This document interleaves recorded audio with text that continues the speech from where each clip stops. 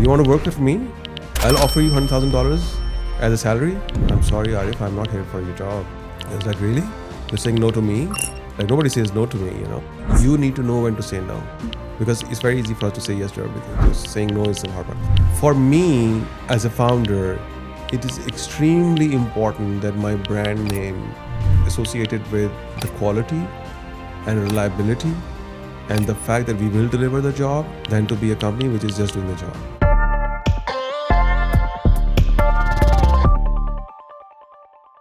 Okay, tell me one more success story. Like, what about your first enterprise client? My first enterprise client, yes. So my first enterprise client was a company called Abraj Capital. It's not in Dubai anymore. It's been closed. They have their own story, anyways. The story is that I was given. Somebody introduced me this name, Arif Naqvi. You know, he was the CEO of Abraj Capital. At that point in time, Abraj Capital was one of the largest PE investment houses basically in the region. They had like $8 billion under assets, you know, huge firm, successful firm, right? So somebody introduced me, they gave me the number of Arif Naqvi, you know, like it's like go and talk to the guy, and you know, like, so I called Arif Naqvi. I didn't know who he was, to be honest. I wasn't really coming from this industry. I called the guy. I was like, yeah. I was like, who is this? Like, Arif. I was like, this is Khurram. I got your number from this guy. I want to meet you. He was very nice. He was like, why don't you come and see me in my office? He was, I think, traveling in those days, but he gave me a date eventually. So I went to see him in the office, and he was sitting right in front of me. And by the time I had known that who he was, you know, like, because I spoke to somebody, I was like, oh, I'm going to meet this guy. I was like, you are meeting Arif Naqvi. He's such a big guy, a very successful guy. Is he a big guy? I don't know who he is. He was a very successful guy as an investor, right? I mean, he had a lot of success. I mean, like, he was investing on behalf of Gates Foundation. Oh. Yeah, so his mantra was that we need to invest in the third world or the developing world versus like the developed world. So he was like, so he would invest in Africa, he would invest in Pakistan, like all of these regions basically, you know, where typically a lot of investors won't go. So he found a lot of success through that actually. And so I went to see him, and he was like, yeah, tell me, you know. I was like, oh, you know, like, I'm from Pakistan, I started this company, blah, blah, blah. He is running an $8 billion fund, okay? And he asked me this question, what is your revenue? And I was like, oh. And I started thinking a number in my mind, like, what is that number that I can throw at him? And he was like, okay, you're a decent company. I was like, $100,000 is our revenue right now? Yeah. And he looks at my face and was like, that's it? I was like, yeah, that's it. You want to work with me? I'll offer you $100,000 as a salary. Do you want to work for me? And I really got pissed off. I think he saw it on my face. I was like angry. It was a red face. I was like, why is he offering me a job? I don't need his job. You know, I'm here to ask for his, you know, like, expertise and experience and his advice on how to grow a business. And I was like, I'm sorry, Arif, I'm not here for your job. You know, I'm not going to take a job. I was like, really? You're saying no to me? Like, nobody says no to me, you know? I was like, yeah, I'm sure, Nab, I don't want to do this job. And he's like, okay. So then he calls in another guy who was a CFO. And he's like, this guy is here. I have offered him a job. He said no to me. How many guys have you heard who said no to me? And I was like, oh shit. He's making a scene. This is terrible, you know? And then he flips over. He's like, we are doing a project. We are implementing some software. And I think you can help us test that software, you know? Okay. I was like, okay, sure. Yeah, we can do that. I was like, yeah. So you need to talk to the CFO for this. And, you know, he's going to help you set up the whole thing. And he gave us a project. He almost got you in-house. He almost hired. Yeah, exactly. I was like, why don't you join me? I was like, no, I don't want to. I'm not able to join you, you know? Yeah. And, you know, like, as a founder, I was like, what kind of conversation is this? You know, like, I'm not here for the job. Like, I could be anywhere for the job. It is only eventually I realized, you know, like, who he was, you know, what he was building, and, you know, how successful he was, and, you know, like, everything else. So he gave me the first business, right? And in that sense, it was like pretty fun meeting, because he asked me this question, how did you come to this place? Because his office was in DIFC. And I was like, I took a metro train, you know. I took a bunch of trends. A metro train. So he was like, oh, so you took a metro train. You can't afford a taxi even. I was like, no, I can't afford a taxi right now, you know, because Dubai has very expensive taxis, you know. Yeah. So I already had like less money. So I was like, okay, good. So, but that one conversation actually made me think that people will test you on something. You think he was testing you, or he really I wanted think to he get was you? testing me. Maybe I think I'm not saying in that test context. I'm just saying, you know, when somebody talks to you, you want to see, you know, what they are like up to. Yeah. I mean, like, how deep are they believing in themselves or in their ideas and all of that? Yeah. So maybe just throw them a flavor of something else and see if they pick it, right? And if they pick it, that's fine. There's nothing wrong in that. It's just that when you don't pick it, I think you make a very strong impression on why you didn't pick it. Yeah. Just like they say that saying no is the most important thing. It's not the saying yes part. Yeah, of course. You need to know when to say no, right? Yeah. Because it's very easy for us to say yes to everything. So saying no is the hard part. So that taught me that, you know what, like, I need to understand what my context is in some ways. You know, like, okay, I will get these kind of opportunities where people will say, because I was just starting up. It was not like we were anywhere successful or anything of that sort even, you know, like it was just like far behind that level. So that made me think, you know, there will be some opportunities that may come down my road which I need to learn to say no to. They, no matter how appealing they are and how great they are, and they must be like much better than where I was at that point in time.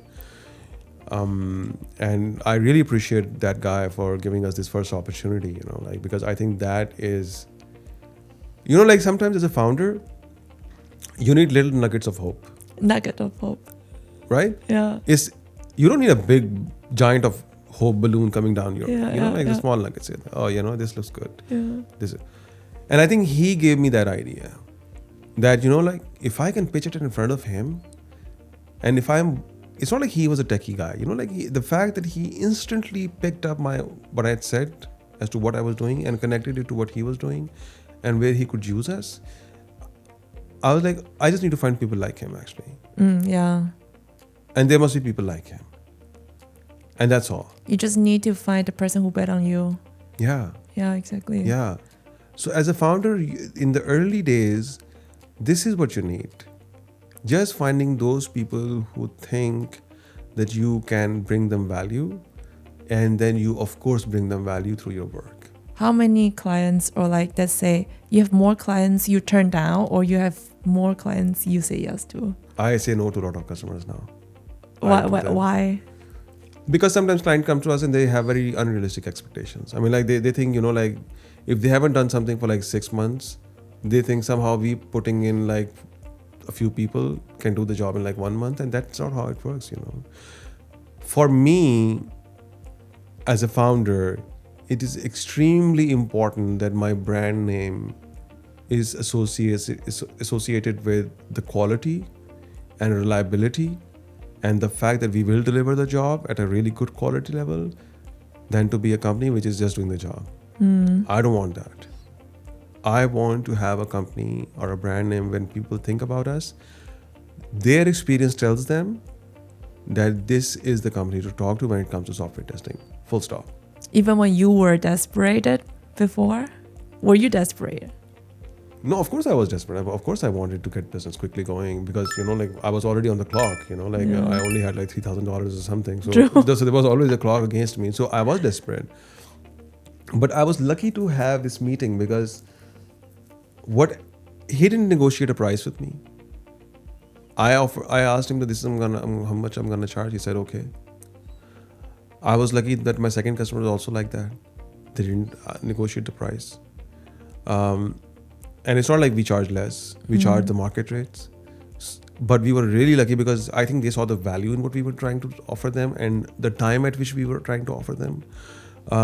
So no, I mean, at the end of the day, now I can say no to a lot of customers because I think they come at a stage where in my opinion, they can decide some of this stuff much sooner, or they need to give us more time. And even if we just take on the job, I mean, like, I'm pretty sure we're gonna just mess it up because, you know, like you need some time to do something with good quality. Like no matter what you do, if you really want to do it really well, you need to spend time with it. Yeah. And that's what the fundamental problem in some of the engagements that I come across sometimes is that, you know, it's just, there is just not enough time for me to even show my value actually, you know. So why get bad name when we haven't even been able to show the value, you know? Yeah. And I know it upfront. I'm just like wondering, a lot of people listening right now is like, yeah, but like I really need to secure my next 3 months runway, but this the only one client that on my pipeline, he's a pain in the ass, then what should I do? So you just go about finding new customers then. I mean, like, again, I mean, see, I can tell you some things that right now, where I am, at what stage I am right now. If you were to ask me on day one, I would probably have some other answers for the same questions because my experience has taught me something else now. So I'm beginning to talk and think more about my experience and what I can learn from it, for example.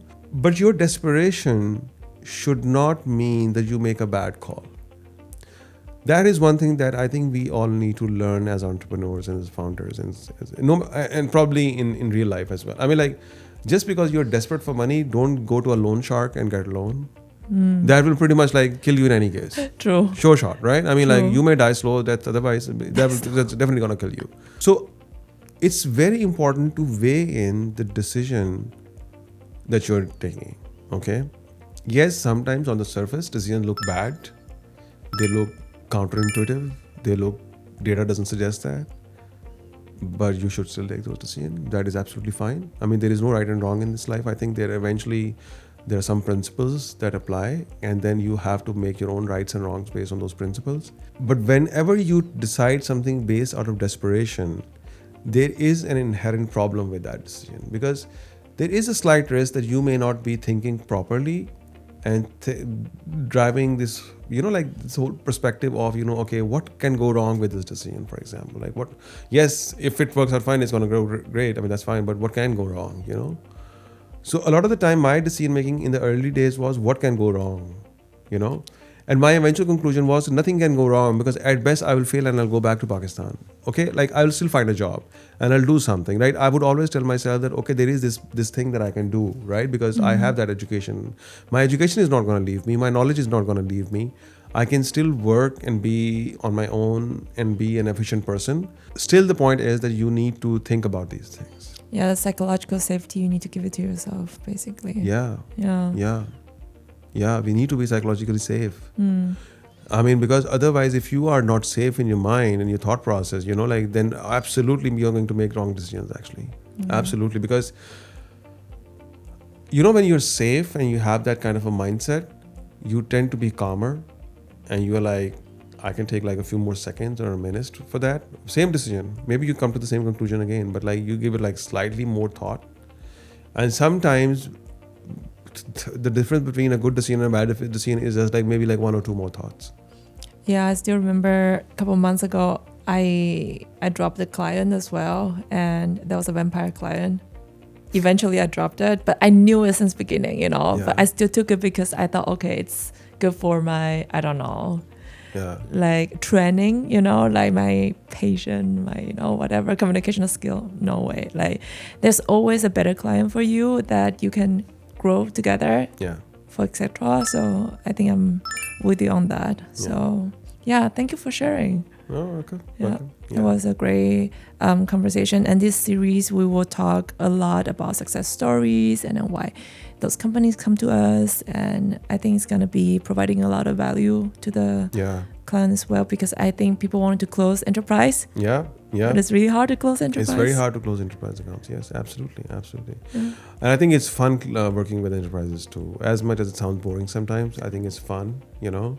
It's like their challenges are like constantly shaping up with every decision somebody else takes in the organization, you know. So it's like that amoeboic structure, you know, which is like constantly creates new shapes and finds new shapes, you know.